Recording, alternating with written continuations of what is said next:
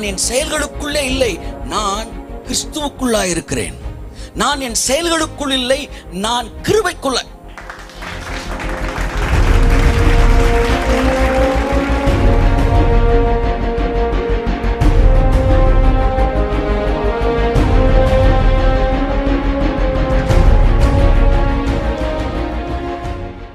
Praise the Lord.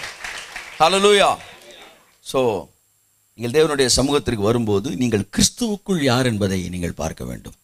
அதாவது நீங்க வேற, கிறிஸ்துவுக்குள்ள நீங்க வேற. அது நீங்க புரிஞ்சுக்காங்க. அந்த இளைய குமாரன் அவன் ஒரு தரித்திரன்.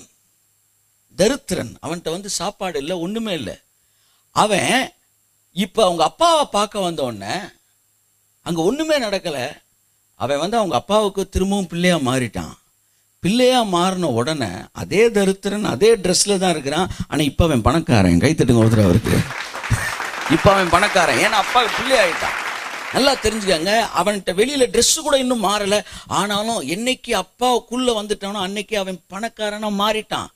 இப்ப now he is a rich man. ஏன்னா இப்ப அவன் புதுசா எதையும் செய்ய ஆரம்பிக்கல, புதுசா எதுவும் செய்யல. இப்ப அப்பாவுக்குள்ள வந்துட்டான். அப்படித்தான் நீங்க அப்படியே தான் தெரியுறீங்க. ஆனா கிறிஸ்துவுக்குள்ள வந்து நீதிமானா மாறிட்டு அவரோட நீதி உங்க மேல விழுகுது. அதனால அவன் வந்ததுக்கு அப்புறம் வேலை பார்த்து பணக்காரனாகல, அதே மாதிரிதான் இருந்தான். வந்தவொடனே பணக்காரன் ஆயிட்டான். நீங்க அப்படியே தான் இருக்கிறீங்க. உள்ள வந்தவொடனே நீங்க நீதிமானாகிறீங்க.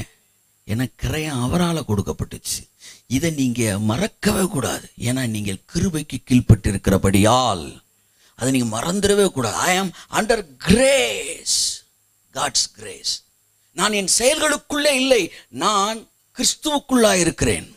நான் என் செயல்களுக்குள் இல்லை, நான் கிருபைக்குள்ள. ஆமென். எதுக்குள்ள இருக்கீங்க? கிருபைக்குள்ளாய் நீங்கள் இருக்கிறீர்கள். ஆகவே அன்புக்குரியவர்களே, அதிலே இருங்க. செயல்களுக்குள்ள வராதீங்க, கிருபைக்குள்ளாகவே இருங்கள். கிருபை என்பது அவர் செய்து முடித்த கிரியையின் மீது வைக்கிற நம்பிக்கை. ஆமென் சொல்லுங்க. ஆகவே உலகம் மதம் என்ற உடனே பரிசுத்தத்தை பேசுது. ஆனா கிறிஸ்தவம் விசுவாசத்தை தான் பேசுகிறது. ரொம்ப முக்கியமானது. எல்லா மதங்களும் பரிசுத்தத்தை பேசிக் கொண்டிருக்கும் போது கிறிஸ்தவம் மாத்திரம் விசுவாசத்தை பேசுகிறது. Faith is the major demand in Christianity, not holiness. புரிந்து கொள்ளுங்கள். பரிசுத்தம் கிறிஸ்தவத்தின் மிகப்பெரிய எதிர்பார்ப்பு அல்ல, விசுவாசமே மிகப்பெரிய எதிர்பார்ப்பு. ஏனென்றால் நீங்கள் விசுவாசத்தினால் தான் பரிசுத்தமாக்கப்படுகிறீர்கள். இந்த ஹோலினஸ் இஸ் a product. நீங்க ஹோலினஸ் ரூட் நினைக்க கூடாது. Holiness fruit. ஃப்ரூட்னா தெரியும்ல, பழம். வேறு கிடையாது பரிசுத்தம். பழம் தான் பரிசுத்தம். அப்ப பழம்ன்றது எதுக்கு அப்புறம் வரும்? வேருக்கு அப்புறம் தான் வரும். வேர் என்னது? வேர் விசுவாசம், பழம் பரிசுத்தம். அந்த வேர் அப்படியே இருந்துகிட்டே இருக்கிற வரைக்கும் ஆட்டோமேட்டிக்கா ஃப்ரூட் வந்துடும். நீ விசுவாசத்துல இருக்கிற வரைக்கும் ஆட்டோமேட்டிக்கா பரிசுத்தம் வந்துடும்.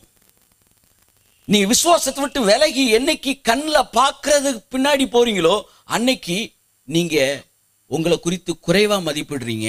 நீங்க உங்களை பாவின்னு பேச ஆரம்பிக்கிறீங்க. அடுத்து நீங்க பாவியாவே மாறிடுறீங்க. ஆனா நீங்க கிறிஸ்துவுக்குள்ள நான் நீதிமான் என்கிற விசுவாசம் என்கிற அந்த வேர்ல நின்னீங்கன்னா கொஞ்ச நாள்ல நீங்க எதை விசுவாசிக்கிறீங்களோ அது உங்க வாழ்க்கையில வந்துடும்.